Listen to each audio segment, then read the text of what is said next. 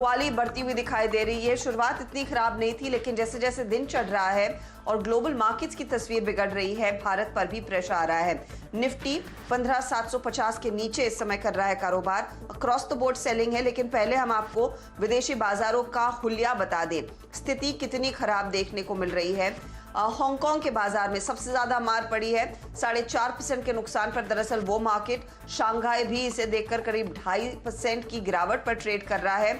जो भी गेंस निकई में थे वो सीमित ही रह गए, 136 अंकों की बढ़त देखने को मिली।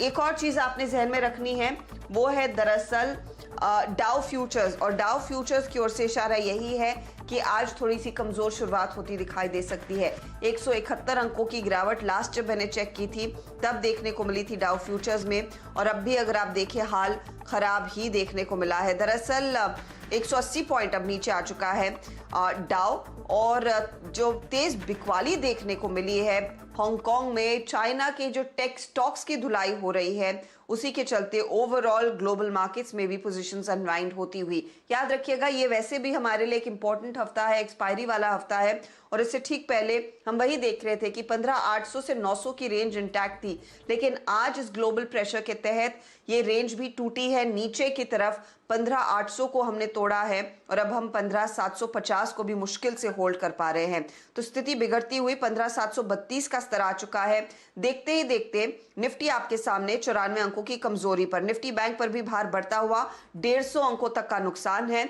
मिड कैप्स थोड़ी सी दिलासा दे रहा था, लेकिन वहां पर अब क्रैक्स गहराते जा रहे हैं। 180 अंकों की गिरावट, याद रखिएगा, यह ध्यान दीजिए, मिड कैप्स बिखर रहे हैं। एडवांस डिक्लाइन रेशियो में गिरने वाले शेयरों की संख्या तेजी से बढ़ती दिखाई दे रही है, और ये ग्लोबल पिक्चर इनफैक्ट मूड को और खराब करती हुई। गाबा साहब से फटाफट एक व्यू लेंगे कि इस समय इस ग्लोबल तस्वीर में क्या हमें करना चाहिए, और अगर किसी की तेजी की पोजीशन है तो क्या उससे काट ले, बुकआउट कर ले। गाबा साहब गुड आफ्टरनून। देखिए, सिचुएशन डिटीरियरेट हो रही है, बात करते करते अब 196 पॉइंट नीचे आ गया मिड कैप इंडेक्स, 100 पॉइंट की गिरावट निफ्टी में, और 150 अंक पूरे गवा चुका है इस समय निफ्टी बैंक भी। अगर तेजी की पोजीशन है, क्या उसे अनवाइंड कर लें, निकल जाएं उसमें, और क्या एक शॉर्ट ट्रेड लेंगे आप इस समय? समझदारी तो वही है। Good afternoon to you Harshada, क्योंकि 15,861 इतना इजी लेवल पार करना नहीं है, ये एक स्पेसिफिक लेवल है, लेकिन परसेंटेज टर्म्स में आसपास ही होना चाहिए, जो कि हमने देखा है 15,950।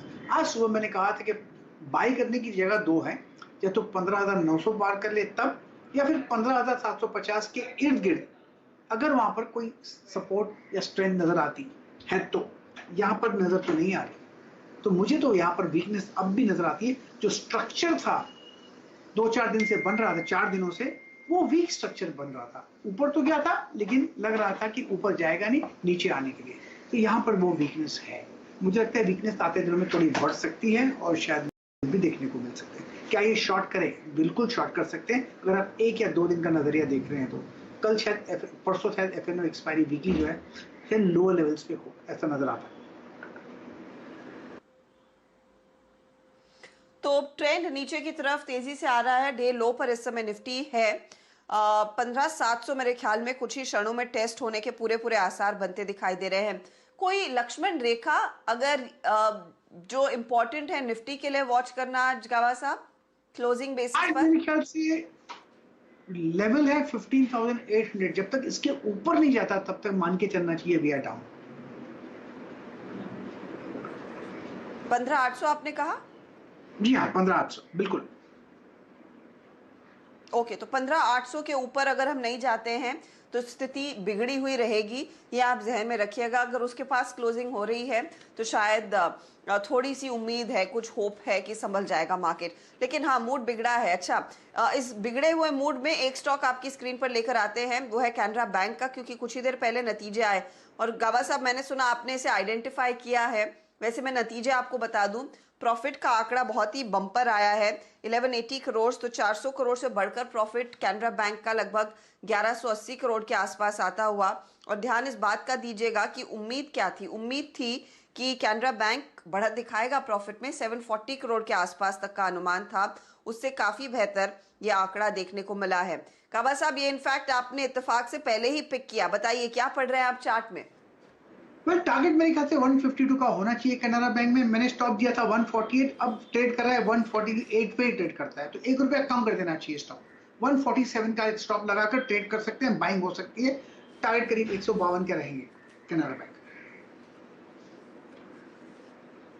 152 के टारगेट के लिए आप कह रहे हैं यहाँ पर तेजी का ट्रेड लेना है कैनरा बैंक। तेजी का ट्रेड, नतीजे अच्छे हैं। इनफैक्ट कुछ और हाइलाइट्स आएंगे उन नंबर्स की कि एसेट क्वालिटी की स्थिति क्या है, क्योंकि ज़्यादातर बैंकों को एसेट क्वालिटी और स्लिपेजेस ने परेशान किया है, तो वो मैं आपके सामने रखूंगी। लेकिन जो प्रॉफिट का नंबर है वो काफ़ी मजबूत है कैनरा बैंक का। कावा साहब, दूसरा ट्रेड जो आपने चुना है आज? आदित्य बिरला फैशंस, यहाँ पर मुझे लगता है कि बेसिक स्ट्रक्चर तो ठीक ही है। स्ट्रॉन्ग सपोर्ट जोन करीब करीब 215 के आसपास ही है, तो मुझे लगता है 230 तक जाएगा। स्टॉप होगा 217 का। आदित्य बिरला फैशंस, यहाँ पर लगता है कि आपको मिलना चाहिए। ओके, तो ये फिलहाल आपके लिए एक एबी फैशन में तेजी का ट्रेड, 230 का टारगेट, 217 का स्टॉप लॉस। फटाफट आपको दिखाते हैं इस समय कहाँ एक्शन बनता दिखाई दिया है। तो देखिए, मेटल स्टॉक्स, चाइना ने जो डिसीजन लिया कि स्टील एक्सपोर्ट पर टैरिफ लगेगा, और उसके बाद मेटल्स में तेजी देखने को मिली। टाटा मेटालिक्स में हमने देखा है खरीदारी देखी गई आज के सत्र में। इसके ठीक साथ नाल्को जैसे काउंटर्स, टाटा स्टील जैसे स्टॉक, जिंदल सौ जैसे स्टॉक्स में खरीदारी देखी गई है। यही नहीं, कुछ और काउंटर्स हैं जहां पर आज बाजार की नजरें हैं। गिरते बाजार में मिड कैप आईटी को थोड़ा सा सपोर्ट मिला है। हैप्पीएस्ट माइंड जैसा स्टॉक है जहां पर हमने देखा है 6% की तेजी। तो L&T Tech Services Firstsource में भी 1% का इजाफा था, अब सिर्फ 0.5% ही रह गया है काउंटर। दूसरी तरफ फार्मा पर प्रेशर है। सन फार्मा एडवांस खराब नतीजे तो पिटा। एलेंबिक फार्मा ने अपना ईपीएस गाइडेंस काटा, तो वो स्टॉक टूटा। ग्लेनमार्क और लॉरस लैब में भी हम देख रहे हैं जो पोजीशंस हैं वो मुनाफा वसूली की आ रही है। हालांकि Spencer retail, INOX, Jubilant food, ये कुछ काउंटर्स थे जहां पर हमने देखी थी तेजी। ये फिलहाल आपके लिए मार्केट का ओवरऑल हाल। लेकिन कैनरा बैंक को रिविजिट करते हैं। प्रोविजनिंग कम हुई है, करीब 100 करोड़ की प्रोविजनिंग कम हुई है कंपनी की ओर से। साथ ही साथ जो एसेट क्वालिटी है उसमें कुछ सुधार देखने को मिला है। जो ग्रॉस एनपीए का आंकड़ा है वो 3.46% के आसपास आया है। ब्याज से आय 6,146 करोड़ पर आई है। तो हर पैरामीटर पर दरअसल कैनरा बैंक ने बेटर नंबर पोस्ट किया है। इसीलिए गावा साहब कह रहे हैं तेजी कीजिए। 152 का दरअसल रहेगा टारगेट आपके लिए इस पर्टिकुलर ट्रेड में। तो ये फिलहाल आपके लिए एक व्यू बन रहा है at the moment Canara bank पर। वेरी क्विकली सुमित को जोड़ लेते हैं जो आपको बताएंगे कि कल जो नतीजे आएंगे उसमें महानगर गैस, कोफोर्ड जैसी कंपनियां हैं, मार्केट क्या एक्सपेक्ट कर रहा है, बताइए सुमित। देखिए, कल अर्निंग हैवी डे है जहां पर काफ़ी सारे नंबर्स आने वाले हैं। इसमें महानगर गैस के नंबर्स आएंगे, कोफोर्ज जैसी कंपनीज के नंबर्स आते हुए दिखाई पड़ेंगे। एक अनुमान ये लगा के चला जा रहा है कि कोफोर्ज के केस में तो खास तौर से जो मोर और लेस आईटी स्पेस के नंबर्स देखने को मिले हैं उसी की तर्ज पे ही एक आंकड़े आते हुए दिखाई पड़ेंगे। मेजरली कांस्टेंट करेंसी ग्रोथ के लिहाज से अगर देखा जाए तो जो नंबर रहेगा, पहले इनफैक्ट मैं महानगर गैस के नंबर्स की बात करता हूं, माफ कीजिएगा। महानगर गैस के केस में रेवेन्यू करीब 17% गिरने का अनुमान है। 596 करोड़ रुपए रेवेन्यू का आंकड़ा रहेगा। और एबिटा फ्रंट पे जो आंकड़ा है वो रफली 16% गिरने का अनुमान है। 266 करोड़ रुपए का एक आंकड़ा यहाँ रह सकता है। और मुनाफे फ्रंट पे 16% गिरावट देखने को मिल सकती है। 2-3 चीजें जिसपे नजर रखनी होगी, उसमें ग्रॉस मार्जिन करीब इंप्रूव करेंगे क्योंकि कंपनी ने एक प्राइस हाइक किया था फरवरी में, उसका एक इंपैक्ट शायद मार्जिन पे देखने को मिले। और दूसरा, इनके जो अच्छे रियलाइजेशन रहेंगे इंडस्ट्रियल स्पेस से, कमर्शियल स्पेस से, उसका भी इंपैक्ट कंपनी के मार्जिन के ऊपर देखने को मिल सकता है। करीब करीब 12 एससीएम के आसपास का एक आंकड़ा रहेगा जो कि पिछली तिमाही में भी इतना ही था, तो मोरलेस वॉल्यूम उतना ही रहेगा। लेकिन वाई बेसिस पे 8 एससीएम के सामने करीब 12 साढ़े 12 एससीएम के आसपास आने का अनुमान बाजार लगाकर चल रहा है। और एक जो प्राइस हाइक था उसका भी इंपैक्ट कंपनी के मार्जिन के अंदर रहेगा। दूसरी तरफ कोफोर्ज के नंबर्स में अनुमान है डॉलर रेवेन्यूज 11% बढ़ने का अनुमान है। 191 करोड़ डॉलर के आसपास एक आंकड़ा रहेगा।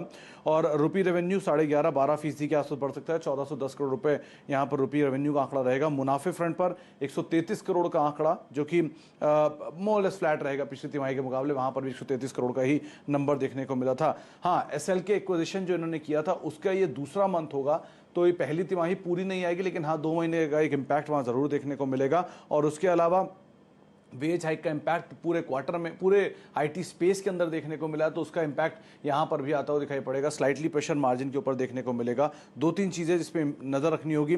पहला, ट्रेवल वर्टिकल कंपनियां कैसा करता है, इंश्योरेंस वर्टिकल कंपनियां कैसा करता है, और बीएफएस सेगमेंट जो है वहाँ पर किस तरह की ग्रोथ आते हुए दिखाई पड़ती है, कंसीडरिंग जो इन्होंने एक एक्विजिशन किया था बीएलके का, उस एक्विजिशन के बाद इनका बीएफएस सेगमेंट कैसा परफॉर्म कर रहा है। लेकिन बाकी दोनों के ऊपर जो कमेंट्री है वो काफ़ी क्रूशियल रहेगी।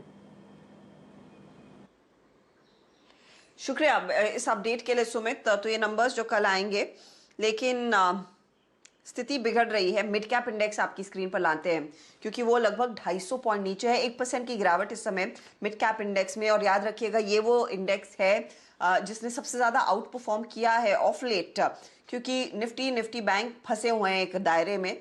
मिड कैप इंडेक्स अब 245 से 250 अंकों की गिरावट पर ट्रेड कर रहा है। निफ्टी बैंक 200 अंक पूरा गया नीचे, और 100 पॉइंट से ज़्यादा की गिरावट आ चुकी है अब आपके लिए निफ्टी में। तो 15,712 का स्तर इस समय हर टिक के साथ आप कहेंगे कि डे लो पर बाजार ट्रेड कर रहा है, और हर टिक के साथ एक नया लो मार्केट पे बन रहा है। और इस पूरी बिकवाली के पीछे आप कह सकते हैं चाइना है या फिर हांगकांग के बाजार हैं, जहां पर जो अलग अलग डिसीजंस इनफैक्ट चाइनीज गवर्नमेंट ले रही है अपनी टेक कंपनियों के लिए खास तौर से, वो कोहराम मचा रहे हैं। तो स्टॉक्स टूट रहे हैं और भारत में भी तगड़ा सेल ऑफ। लेंगे एक ब्रेक, जब लौटेंगे जीएनए एक्सेस पर नजरें रहेंगी। और आपको याद दिला दें कि नेटवर्क 18 फेडरल बैंक की संजीवनी गाड़ी देश भर में पहुंच रही है कोविड ग्रस्त इलाकों में, और वहां पर हमारा ध्यान इसी बात पर है कि ज्यादा से ज्यादा लोग वैक्सीनेशन की प्रति ध्यान दें और ऑफ कोर्स जागरूकता बढ़े। तो आप भी इस मुहिम में सहयोग दें।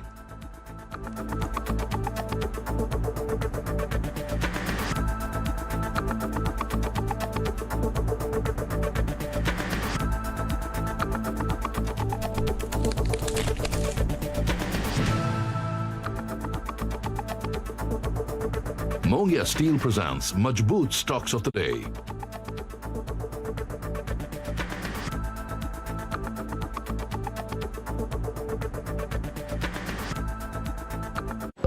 Excuse me.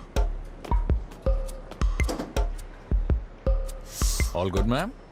स्टॉक मार्केट में स्टार्ट तो किया, पर ट्रेड क्या करूं? हलवा है क्या? हाँ? क्या ट्रेड किया? वही तो नहीं पता। क्या trade app ma'am? Stock market में पैसा कमाना हलवा नहीं है, इसीलिए पेश है क्या ट्रेड। ये एक्सपर्ट क्यूरेटेड आइडियाज को ढूंढकर सिंपली आपको प्रेजेंट करता है। ट्रेड आइडिया अच्छा लगा तो राइट स्वाइप ट्रेड करो, नहीं तो left swipe for the next idea. Simple. आज ही रजिस्टर कीजिए kyatrade.com पर और पाइए instant trading ideas. Investments in securities market are subject to market risks. Read all the related documents carefully before investing. Fabrics Limited has shown a stellar performance in Q1 FY22 with revenues at 2,949 million, a massive increase of 338% year-on-year. The EBITDA of the company has rose to 309 million in Q1 FY22 as against 53 million in Q1 FY21, depicting a growth of 474%. PAT of the company stood at 102 million in Q1 FY22 as against negative PAT of 81 million in Q1 FY21. Vishal Fabrics Limited is ramping up capabilities headed by innovation and growth at the forefront.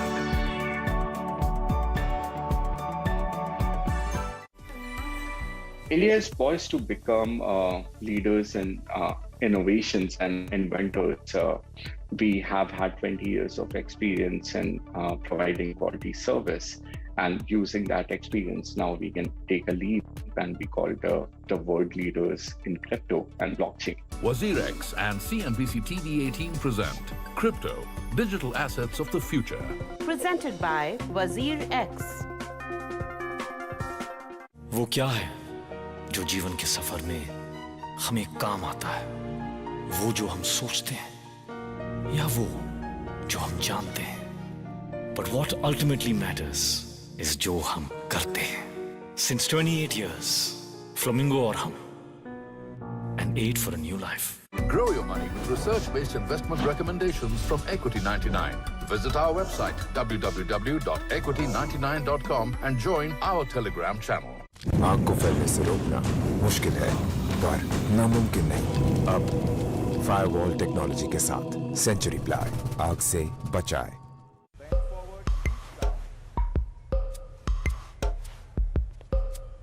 Ayla all good bro? Sir stock market पे start तो किया है, पर trade क्या करूं? हलवा है क्या? हाँ? क्या ट्रेड? किया? वही तो नहीं पता। क्या ट्रेड है ब्रो? स्टॉक मार्केट में पैसा कमाना हलवा नहीं है, इसीलिए पेश है क्या ट्रेड। ये एक्सपर्ट क्यूरेटेड आइडियाज को ढूंढकर सिंपली आपको प्रेजेंट करता है। आइडिया अच्छा लगे तो राइट स्वाइप ट्रेड करो, नहीं अच्छा लगे तो left swipe for the next idea. Simple. आज ही रजिस्टर कीजिए kyatrade.com पर और पाइए instant trading ideas. Investments in securities market are subject to market risks. Read all the related documents carefully before investing.